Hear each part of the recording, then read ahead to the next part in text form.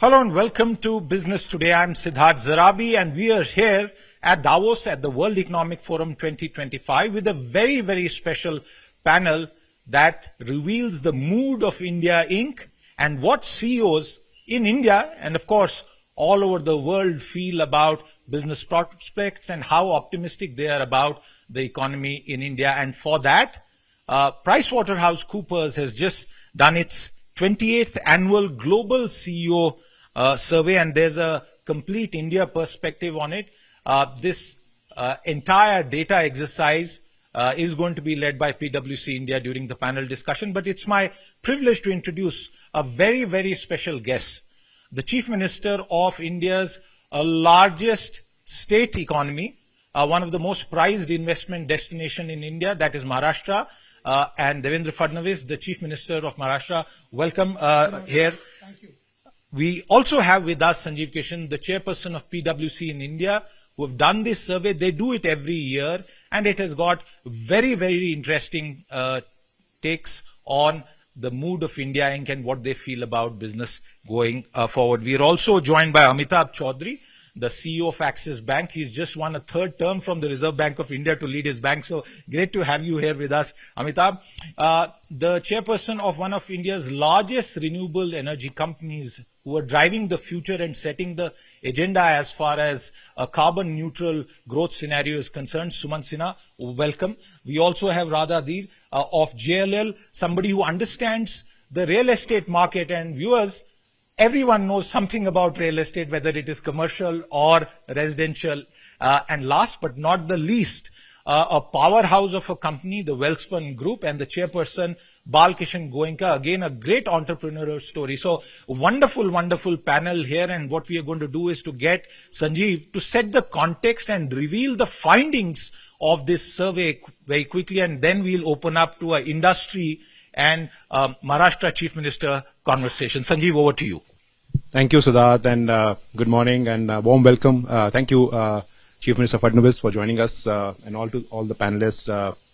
I'll maybe in the next 2 or 3 minutes just talk about the results of the survey. So first and foremost, I think huge amount of optimism, a huge vote of confidence from Indian CEOs about 2025.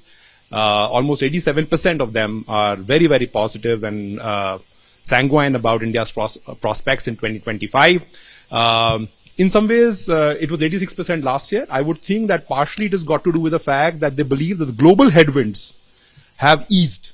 Last time, only 30% Indian CEOs thought that the global economy would do well. This time, 49% Indian CEOs think that the global economy will do well. And because they are now so integrated with the global economy, their optimism remains in spite of some near-term challenges that the economy might have seen, including inflation and so on and so forth.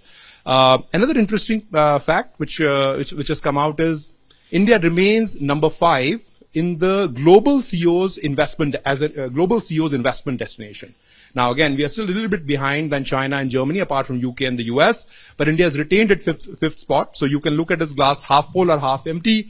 One could have said that India should have got a little better, considering all the tailwinds that we have had, but India retaining its 5th spot, if I may.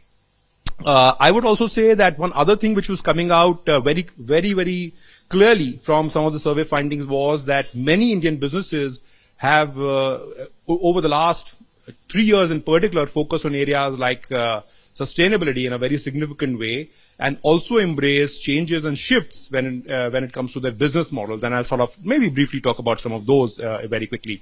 So when it comes to artificial intelligence, I think a very interesting facet. I mean, it's still something that we are coming to grasp with, if I may. But what the Indian CEOs are saying, a large number of them are saying, is that they want to embed artificial intelligence in their business processes and in their technology processes.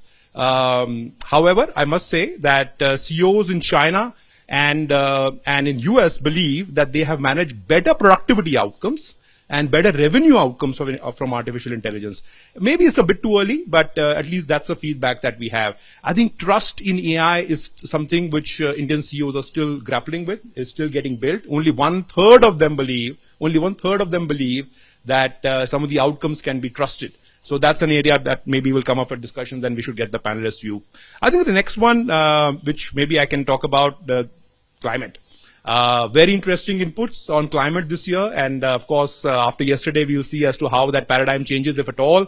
So Indian CEOs are telling us that with all the investments that they have made, 38% are saying that they experience enhanced revenues and profitability because of all the climate investments that they made. At the same time, 33% are saying that they experience enhanced costs. And that again is an interesting one.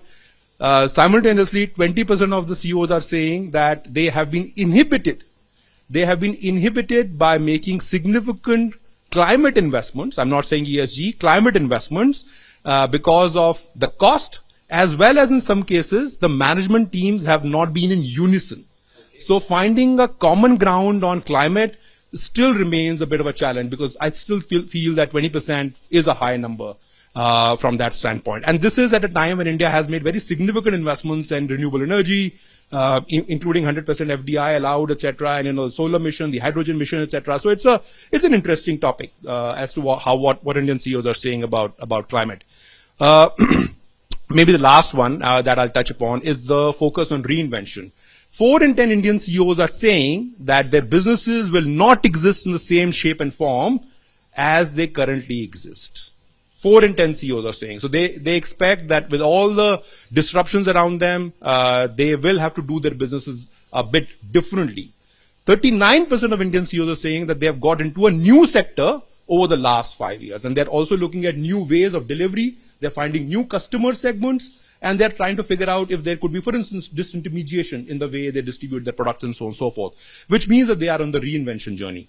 And if I can just maybe close, the 5th point, which is basically a soft point, I think a lot of CEOs have said that the quality of decision making and the agility of decision making, and I think that's something I'd love to get the panel's view, is going to be extremely critical, because many of them, they have said, are at times focused on short-term outcomes, which is not healthy for the long-term prospects of their company. So maybe I'll take a pause to that. Okay, that was a great summation. And what we will do now, I want to get first comments from Chief Minister Fadnavis and then get the industry captains here to respond.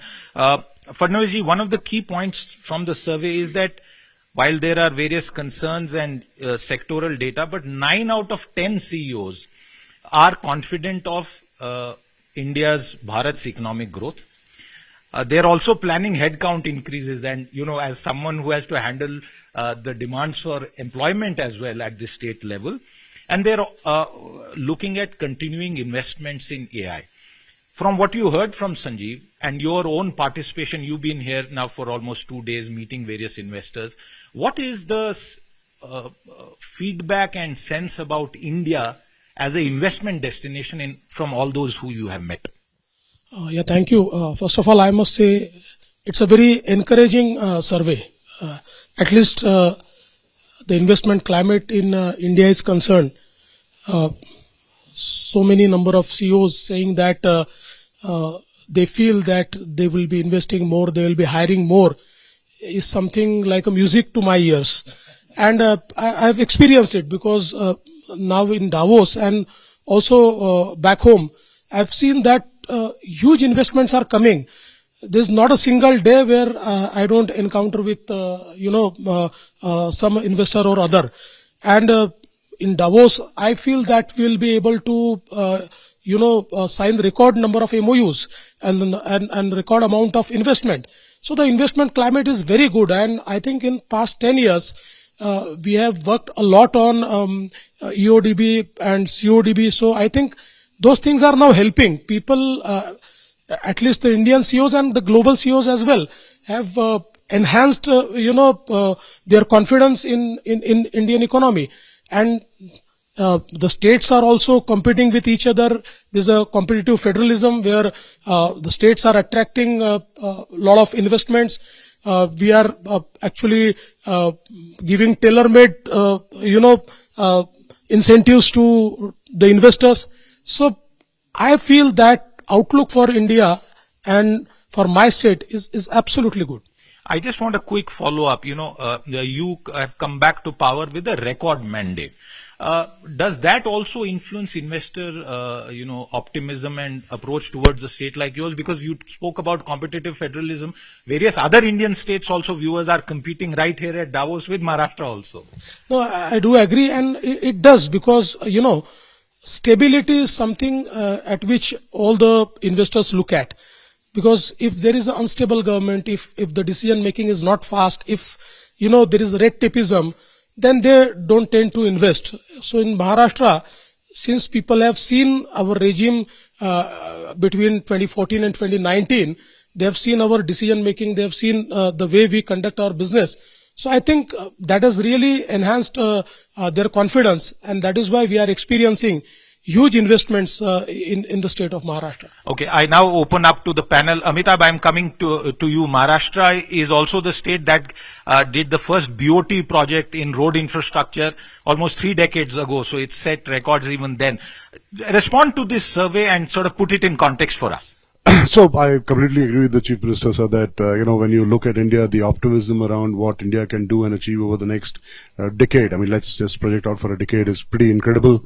The optimism is very high. And if you all buy into the very simple fact that India can grow its GDP by 6 to 7%, on a sustained basis, it means that every sector of the economy not only has to contribute, but will benefit from this growth. Obviously, India has done a lot to reach this level. We are benefiting from some of the global macro variables, but some of those global macros are also can potentially hurt us. My only limited point would be that while on one side the optimism is great, the confidence is very high, there's still a lot of things which need to be sorted out. For example, since we talked about climate risk, there are a lot of a lot of cities in India which are now emerging and very clearly in the top 10 most polluted cities in the world. When we talk about the urban development, when we talk about real estate, end of the day, if some of these things remain are not solved permanently, I think it will start hurting our growth. It will start impacting the health of people generally, and it will also ultimately dampen the investment. So, laws need to be clear. There need to be, there is still tapeism which can be taken away. I think a lot of states are now also on the fiscal side giving a lot of freebies, and at the end of the day, it does hurt the investment which you can make in the development of the state itself. I mean, I think Maharashtra has planned its budget very, very well, but there are a lot of states where there seems to be almost a competition in terms of what more can be given for free. And that does worries us as entrepreneurs, as people involved in banking, as to where the money for development is going to come from. That's a very good point. Where is the money going to come from? I'll come to the CM, but I want quick comments from the rest of the panel. Sumant, maybe you can start, and then Goenka ji, Radha, just quick comments to get the discussion rolling. Yeah, I'm a little bit surprised at one number, which is that India ranks number 5 from investment attractiveness. I would say that we would actually probably rank in the top 2 or 3 at this point. I can't imagine that Germany and the UK, for example, rank ahead of us, especially when you see their own CEOs who said that their attractiveness to invest in their own country is lower than the global attractiveness. So that's something that stood out for me. I think India probably ranks at a higher level than that. But I think all in all, the optimism in the Indian economy right now within corporate India is really very strong. Companies have delevered their balance sheets. Consumer demand is strong. Banks like Axis, for example, have improved their NPA situation very substantially. They've cleaned up their balance sheets as well. So I think everything is really primed for growth. And I think on top of that, the fact that we've had the same government for the last 10 years and will have for the next 5 years gives us a level of political stability that is not visible in the rest of the world as well. And I think that is a very underappreciated fact, because if you recall, before 10 years and more than that ago, we used to keep talking about coalition politics and this and that. Now we don't even talk about any of that. Stability in government and also now in state governments is really very critical in driving growth forward as well and enhancing. This is a very important point. Balkishan Goenka, just come in on the same point, especially from the perspective of the sectors that you operate in. So I think first of all, I would say that India as a country had always had a potential, but in last 10 years, what difference has made is the leadership, the confidence. What we see today, the overall environment, I think is a big difference. Example is Maharashtra. You see, before 5 years, Mr. Fadnavis was there, and you see the result after today. What is the mandate he's got it? This shows the whole growth. This is also example. Same way the country today, what Mr. Modi is leading, and I think the stability, what Sumant just said, is a huge thing. Another important thing what I would say is that if you see the growth of FDI, the foreign direct investment is one of the important points which shows the confidence globally. I think out of $1 trillion in last 25 years, and 67%, almost like 670 or $700 billion came in last 10 to 12 years. That's the biggest thing. I think this is going to drive the whole economy. And the last, I would say that India got a huge potential when we need to create employment today. We need to create employment of roughly 1 million people per month. 12 million employment we have to create, and it's a huge task. But I think when we see a textile today, when we see around us Pakistan, Bangladesh, Sri Lanka, I mean, today Bangladesh is $35 billion of garment export, and India total export is $35 billion. So a huge potential, I think, where each of us as well as the state can play an important role. Are you hinting that labor regulations should be sort of eased and I made think more friendly? Apart from labor, is logistically we are really, really behind. Our cost compared to, if you see the Bangladesh, 8%, we are at 14%. I'll get Fadnavis ji to respond, but let me get Radha. Radha, 11, 12 years back, we used to say this, that there were the skeletons of people's dreams.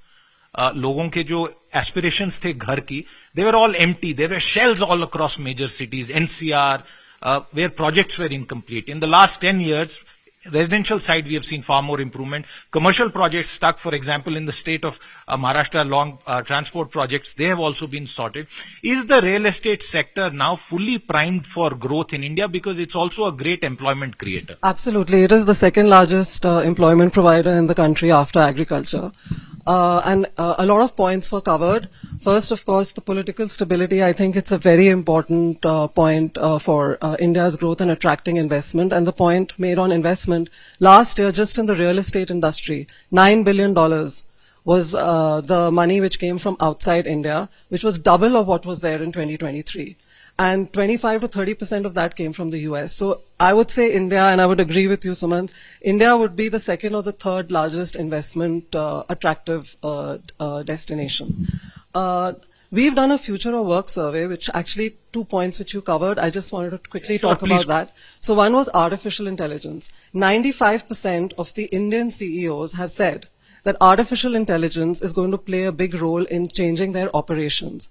So investment in that talent and skill set, I think, as a country, we should do more. And yes, we have 1 million graduates every month, but how many of them are qualified on the artificial intelligence piece? Second was climate. I couldn't agree more. I mean, our cities cannot survive with this kind of AQIs. And I know the construction industry is also adding a lot to the pollution, but we need to develop our infrastructure, so we have to do a balance there. But again, in this survey, it showed that 85% said that they would pay more for sustainable buildings. And we're doing a lot of work to help retrofit and make old buildings more sustainable and climate friendly. Thank you very much, Radha. Fadnavis ji, there are 4 or 5 broad themes. I'll take the first theme that Amitabh spoke about, the fact that while welfare is very, very important, there are 400 million people in India who need help.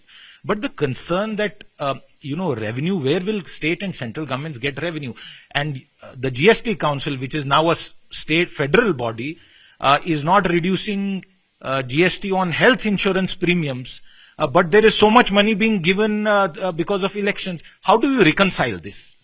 No, I think it's an area of concern. I mean, we have to help the poor people, and we are a welfare state. Having said that, right now the biggest problem is the competition between the states to do more welfare schemes. And I think one way this one nation, one election can solve the problem, because, around the year we have election in one state and other state, and the competition starts that will give this, they will give that. So that's an area of concern. I think we although our constitution allows us to do all the welfare and sometimes without fiscal prudence, but I think we need to agree on something where we actually stick to the fiscal prudence, and we actually enact the laws whereby how much welfare can we do should be there should be a limit. Won't you face a political backlash for that? No, if there is a law, there will be no political backlash. Today there is no law. So if he is giving 2 rupees, I'll give 3 rupees. That is the problem. The point that the Chief Minister is making, that there is a FRBM, but he's speaking about far You more. see, FRBM is a very good act, but so far as FRBM is concerned, we can actually, make a long-term strategy, and we can change the denominators. We can change. So if today I have to keep my fiscal deficit at, let's say, 3%, and if I cannot keep, so I can just amend it and I can say that this year it is 4%, it's not 3%. And then I can go for it. So it has to be, very strictly. That's a very good point. You are calling for a strict sort of fiscal expenditure prudence framework. There were two other points. I'll take the point that Mr. Goenka made about logistics. We have so much export potential, but even today, despite electronic tolling, despite such beautiful highways, you get stuck for hours. Mumbai, and now you have sort of done away with tolls. Why doesn't this get solved? Is it a willpower issue? Is it a funding issue? Or is it the structure of our governance and decision making? That's not the issue. I think we are, right now at the age of solving the problem, because you see, we understand that if India has to become a 5 trillion economy, or state like Maharashtra has to be 1 trillion economy, then speed of travel and speed of data are the two denominators which will actually matter the most. And so far as speed of travel is concerned, not just the highways, but I think right now, if you look at the JNPT port, the capacity at the JNPT port, although it is enhanced, but still turnaround time is more, because we have to create more ports. Right now we have decided, and I must thank Honorable Prime Minister that he has announced, and we have already started the work of constructing the Vadhavan port. This Vadhavan port will be 3 times bigger than JNPT port. Today, JNPT port is handling around 60% of our container traffic. But once Vadhavan port is there, which has for 10 kilometers, 20-meter deep draft, it will be one of the biggest port. It can host the biggest ship in that port. So I think, the port connectivity, the port-led development are some issues where in last 10 years we have worked. So Mr. Goenka is absolutely right that although today the cost of logistics is high, but if you look at it 5 years back, it was still higher. So it is coming down, but we need to work more. And I think especially the port connectivity is an issue where, a lot of connectivity issues we have to handle. And also, I think in some states I've seen that after GST, states are trying to control in some other way the seamless traffic of goods, which is not contemplated in the GST. So we have to do away with that, because I think 1 or 2 hours wasted also counts. It finally ends up into spending more money. So I think from Maharashtra's perspective, we are trying to develop seamless connectivities to not just ports but also to all our logistics hub. We have come out with a new logistics policy. We are actually building dry ports, and we are trying to develop the highways which are access control highways.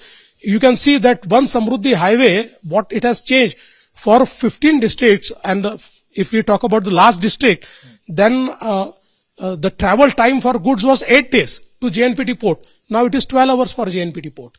That is the difference. That's what we are doing. So I think things are changing, but I totally agree with Mr. Goenka that we have to do it at a faster pace. There were two other comments which are broadly in the bucket of climate and our cities. Before I take that, I want to follow up on the GST point. Why is the GST Council not giving a service tax break to everybody who has health insurance? Har saal, bar, it's very unfair. Give welfare, but also give something to the middle class, to those who have insurance. And India, by the way, has the lowest penetration, amongst the lowest insurance penetrations of any major fast-growing economy, sir. So our Prime Minister has, created a mechanism in the GST Council which is too democratic. It's a federal council where every single voice counts. So even if the smallest, let's say, state of India, let's say Goa, for example, which is just a 15 lakh population, even if the finance minister from Goa takes an objection, then it is deferred and a consensus is made on What that. is your voice? What is your view on this? No, I think we should think about that because it's a popular demand, and politicians should look more at the popular demands. Politicians should look at more at popular demands. Income tax is not a subject that I can ask you here. Okay, the climate point, and this is the most important point. Our cities are unlivable. It is impossible. Young people cannot work in large metropolises because, whatever they get as a starting salary, their parents have to support them. It is difficult for everyone. Only the richest and most privileged can create their own enclaves, premium 100 crore houses. But for the rest of India, it is becoming very difficult. Why is it so? I don't think so. It's not that bad. In fact, I would say that today, in our cities, a lot of climate investment is going on. Let's say a city like Mumbai, where, we have started the work of STPs. It's around, we are spending 25,000 crores so that, every single drop of water which goes into sea is of the standard. Today, all the sewage water is going into the sea and our sea is stinking. Again, in solid waste, I think the new technologies have come. We are promoting circular economy as well. So on that front, we are doing more. We are actually in a transition stage where we are transforming our entire public transport into green. So a lot of EV buses and the metros, they are actually helping us to fight with the pollution. And having said that, I think, as rightly said by Radha, the construction industry, not just construction by the private builders, but also by the government.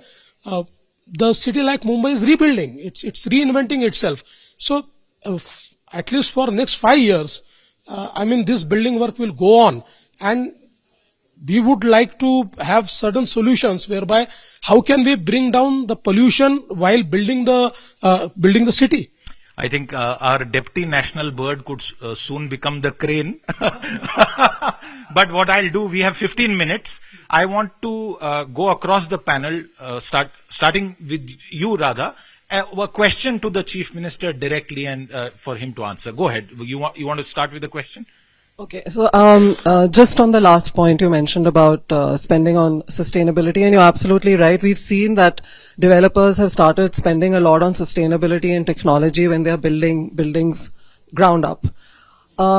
As the Chief Minister, in Maharashtra, there are a lot of still old buildings which are not sustainable.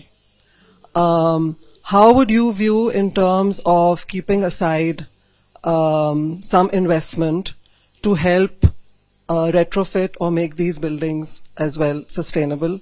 And just relating to that, the whole EV point. I know Tata Power came out with those EV points, etc. So is that something which we would see more of and promote EV cars in the city? So on your first point, you are mostly talking about the heritage buildings because you cannot redevelop them and the owners now are not able to maintain them. So we have a policy around that. Although the policy is new, but we feel that the state needs to do something to conserve these buildings, and you require conservation architects to do that. So it's a very specialized job. But we have a policy and we will be doing that. The second point is about charging infrastructure you're talking about, and that we are going to create more, because I think now that even our state transport has placed an order for 5,000 EV buses, and Mumbai Municipal Corporation, they have also placed an order for 5,000 EV buses. I think we require the charging infrastructure everywhere. We have made the policy. We have started putting up the charging infrastructure now. Sir, I would say that I would ask only one question. Today, for a growth, there are three important things, which all of three things, as a state of Maharashtra, I can personally vouch for it. Personally, I'm witnessing, whether it is infrastructure, whether it is AI, whether it is, sustainability, green. All, there is this clear-cut policy, there is a clear-cut view. But my question to you, sir, is that what is your view on the governance? Because that is one of the very important area which is a big concern and can create big confidence, and can this multiply the speed of the whole the growth what you want to have it? I totally agree with you, Mr. Goenka. Governance is the key. Normally bureaucracy is the same, but how you govern, it transforms. Like in last 10 years, Prime Minister Modi has transformed the country using the same machinery, because it is all about governance. It is all about transparency. It is all about efficiency. If you have a transparent approach, I think things fall in place. And since I've been the Chief Minister for 5 years and now I'm again the Chief Minister, I feel that governance is the only thing which can drive your growth. Fadnavis ji, Maharashtra obviously is the biggest state in the country from an economic standpoint, and therefore the position that it takes on the policies on the green energy side will determine how the rest of the country goes. And as we all know, Honorable Prime Minister has set a very big target. Now, within that, do you think it makes sense at some point for Maharashtra to come out with its own very specific clean energy policy, clean energy targets, encompassing wind, solar, batteries, as well as green hydrogen, which are all now emerging as new areas? And within that, sir, Maharashtra is also a big agricultural state. So issues about land are always going to be there. So from a governance standpoint, how do you deal with these kinds of issues which will keep coming up, and they are coming up as we all know? So it's a very good question. So far as green energy is concerned, we already have our policy. We were first to have green hydrogen policy, and I must tell you that we are the first state which has invested most in distributed solar. So we are having many solar parks which are distributed in nature, so that the transmission is not a headache. I must tell you, one figure that until 2023, our mix of clean energy into our entire energy portfolio was 13%. By 2030, it will be 52%. So we are heavily investing on that. We are going green. We were the first state who has actually created a separate distribution company for agriculture. We actually provide 16 gigawatt of power to agriculture. By end of 2026, every unit of power which is supplied to agriculture will be green. It will be solar. So we are using pump storage system and all sort of energy mix we are actually using. So I think Maharashtra will be in line with the Honorable Prime Minister's benchmarks and standards, and we will be doing more on energy issue. What was the second point? Just forgot. Sir, it was about the fact that there could be land issues and so on. Yeah, I totally agree. So now we have already digitized our land records, and now we are trying to put them in a blockchain.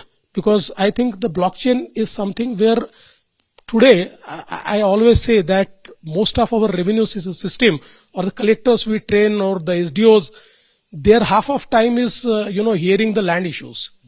So if we put all the records in blockchain, at least only legacy issues will remain, and the further issues will not happen. So we have already started keeping all our records in blockchain, and we have certain portals where every single land is marked. So right now, if you have to know the status of any land, you just have to go to the portal, and the portal tells you that this is the land, he is the owner, and this is the user.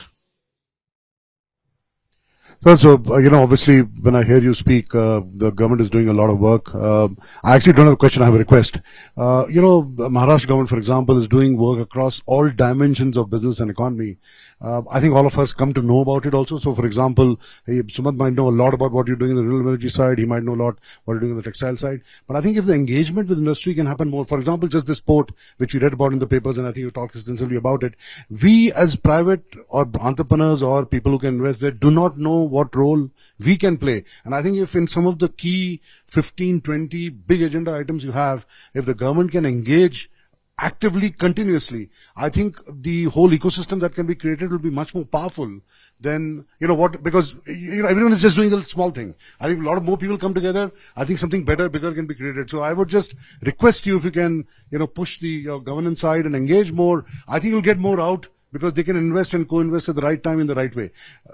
I think we only get to know about it over a period of time. Like, I frankly did not know so much of investment in the digital records, all that has happened, and obviously that's the mind going in terms of, okay, what more we can do to support the economy. So I totally agree with you, and I think it's a great suggestion. In fact, we initially created our Economic Advisory Council, and 20 top CEOs from different sphere of businesses were part of Economic Advisory Council. That council has given us a report, and our own version of Niti Aayog, which is Mitra, is actually following up on that. And through Mitra, we are engaging more with the businesses and industries so that, we get their perspective, and while implementing the report, they are the real stakeholders. So we are doing that. But I think we'll find out some more, ways to engage with the businesses and industries. Sir, I had this question which has been on the top of my mind. We have been talking about inclusive growth. And in some ways, one of the biggest challenges to achieve our aspirations seems to be skilling and continuous reskilling of our people. And even, including our global capability centers, which India is so proud of hosting more than 50% of them. I think they are now starting to feel, that they need to reinvent the skill sets in their people. And again, at the blue collar level, we have a bunch of CEOs, including L&T, and I've heard Mr. Goenka as well talk about lack of skilled manpower. What can we do there, sir? Because it gives us the inclusive growth that we so dearly need. I think we have been working on skills for last 10 years, but still there is a huge skill gap. And the way job market is changing, I think we need to have very dynamic policies. In Maharashtra, we have created a skill university. There is one more Symbiosis Skill University. Both the universities are doing good. They are actually taking assessment of the job market, and they are trying to create the courses whereby we have a good human resource. Now we have our 500 ITIs, which are very basic skill giving institutions. We have decided that now we'll introduce AI in our 500 ITIs because, for every single job, AI is going to change, how the job used to be. So we have already started that. We are going for Innovation City. Maharashtra is a startup hub of India. Now, I'm very happy to share that in this year's Startup India report, Maharashtra has fared number one. In terms of number of startup, it was always number one, but now in terms of, actual values, it is number one. So the Maharashtra has become the startup capital, and now the startups are also coming from tier 2, tier 3 cities. So I think the entire space is changed by, innovation and artificial intelligence. Now we are focusing more on creating startups which are based on artificial intelligence. So I think in every sphere we require a lot of skills to be given, and we have assessed the skill gap. We are trying to do more, but I think now is a time where we involve the private sector more into bridging this skill gap, and that is our strategy now. We have, Sanjeev, you had to follow. We have just time for a couple of questions, and I want to follow up on the AI one, Fadnavis ji. When the internet came, it was a platform shift. The world of business and how consumers use technology changed. AI is also the same thing. At Davos here, the broader theme is an intelligent age. But there is a fear that while AI tools will augment how businesses run, they might also end up reducing the need for manpower. As a politician, as someone who has to take care of that as one of the biggest responsibilities, how do you see AI and its impact on the workforce? I think it will change the job market. You see, when the computers came, the same argument was put forth by many of our fellow politicians that now since computers have come, they will take away the jobs and we don't require computers.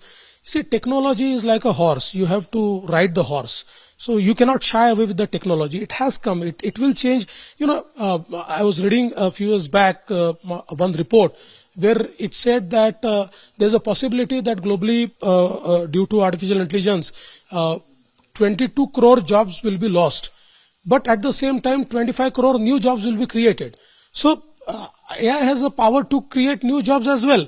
So I think if we leverage, the technology to create more efficiency also creates jobs. Now, so many jobs are being created in the green sphere. So green investments are creating most jobs. There was a time when, the municipal waste was real waste. But today, it is not only creating wealth, but it is creating huge job opportunities in the service sector. So I think with the technology, the efficiency is increasing. At the same time, they are creating new type of jobs. So Siddharth, if I can add, actually the CEO survey actually talks about it, that, the jobs will go up. So the fear that we have that AI will take away jobs is not coming through in the survey. It possibly will allow us to do everything more efficiently, and it possibly will create more time for each one of us to focus on maybe the less grunt work and do more value accretive work. And hopefully that will increase productivity over a period of time. So I completely agree with what Sir said. Sorry, may I just add one point? Actually, I believe two things. One, AI will actually augment the skills of existing people. We've been talking about upskilling people. It'll actually help augment the skills. And second, the point that Fadnavis ji made. So GPT 4.0 development actually happened at the Microsoft campus in Hyderabad. So we were talking about the global capability centers. So it will create different kind of jobs. Exactly the point Fadnavis ji was making. I think, frankly, GCCs are one of the finest examples of Make in India. And Office of the world. We are Office of the world. Office of the world. One point that I wanted to take, because this is Davos and there are 5 or 6 states competing, and you spoke about competitive federalism. You faced in the past charges that projects have been lost from Maharashtra. They have gone to Gujarat, to other states. In your new stint as Chief Minister, what are you going to ensure that Maharashtra's economy and industrial development remains very vibrant? First of all, I must tell you that it's not a fact that projects are going elsewhere. There are 10 states competing and projects will go to some states. So it's not just Maharashtra which will take all the projects. Having said that, I must tell you one number that Maharashtra accounts for 35% of the FDI that comes to India. And in last 6 months, it is 40% of the entire FDI that came to India came to Maharashtra. So it has become FDI destination. It is, as I've already told you, it's a startup capital. And on all sectors right now, I'm experiencing that huge investments are coming in all sectors. So state like Maharashtra, it actually it is always on autopilot mode. The only thing which we have to do is to give good governance. I mean, if we give good governance, nothing can stop state like Maharashtra. That's a very good point to end this conversation on. But since you have been at the receiving end of questions from all of us here, I want you to either ask one broad sort of point or a question to all the industry captains and those who will watch us. What does industry need to do to work much better and closely with state governments and the central government to ensure that India becomes Viksit Bharat? The only thing is that from our point of view, we are trying to come on your side. So I think how can we create an atmosphere where the industry and the government are on same side? They are not on different sides. They are not on different sides of table. That is one thing where I think we need to work more. And I would like their comments on this. What are their expectations? Quick comments, please. Look, I think, our sector works very closely with the government, both at the central level and at the state level. And, I've been actually very surprised at how cooperative the whole engagement is and collaborative it is with the government. At least that's been my experience in our sector. And to me, it's like one single team. It's Team India that is working together to solve all the problems and make things happen. I do agree with you that sometimes, not at the state level, not at the central level, sometimes at lower government levels. That's where some of the issues arise, and those are things that we all have to continue to work with each other and solve the problems. Our job is to bring it up to you and to let you know that there are all these issues, and these are potential solutions, because it's our job to also suggest some solutions, as any CEO will tell you. And so that's our job, and we will continue to do that, and hopefully that will allow us to then take the country forward much faster. First of all, I would like to congratulate you, sir. I mean, I've seen the way you spoke about sustainability and the digital world, and it's a really music to hear. When you talk about blockchain, we have been talking about, in our corporate world, and we are talking about in the government, and that's also, which is having so much of legacy. And I think the only point which I would say that I've seen personally about overall development view of yours and the way you are taking the decisions. The only thing, as I asked earlier also, is the governance which needs to be further strengthened to give that kind of confidence to the industry. I think that will make a big difference. We have everything we have a huge, the great leadership in you, sir, and I've seen it personally. And I think if that can be put it into the right course, I think Maharashtra, undoubtedly, the $1 trillion of your dream is not far away.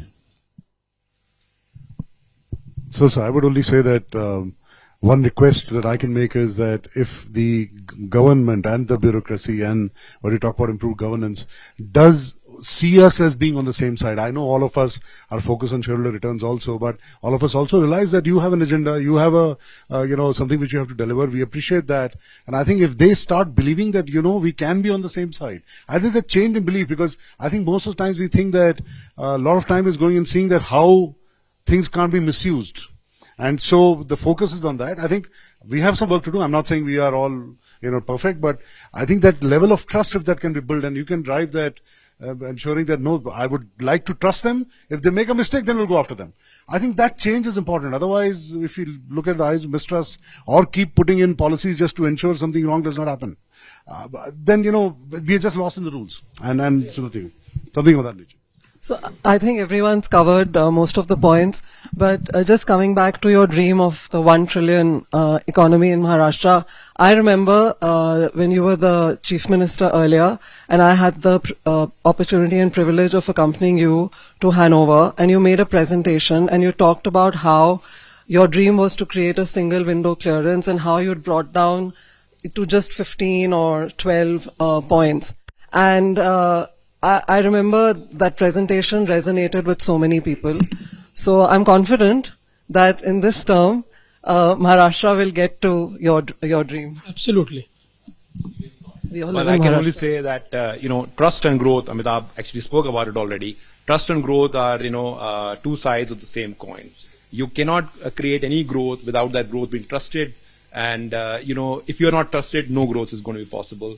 So I think I must say that, Fadnavis sir, you have actually, the way you responded to many of the questions that came your way, I think it will generate a lot of trust and it will generate a lot of confidence and it will encourage all of us to be part of this journey of Maharashtra being a 1 trillion economy and hopefully India being the 5 trillion economy that it aspires to be. Thank you so much. Thank you so much. With that, it's a wrap on this very special panel discussion that we had around the findings of the annual CEO survey by PwC and what corporate captains have to say. A very, very interactive discussion. And the last takeaway, at least for me, perhaps the most important point, viewers, the center has changed course. States like Maharashtra and so many others are doing a lot of work to woo investment. But it's perhaps lower levels of governance where a lot of work is still required for better alignment to ensure that India becomes Viksit Bharat. I thank my entire panel for their time here with us and you, the viewer. We'll be back. Until then, goodbye.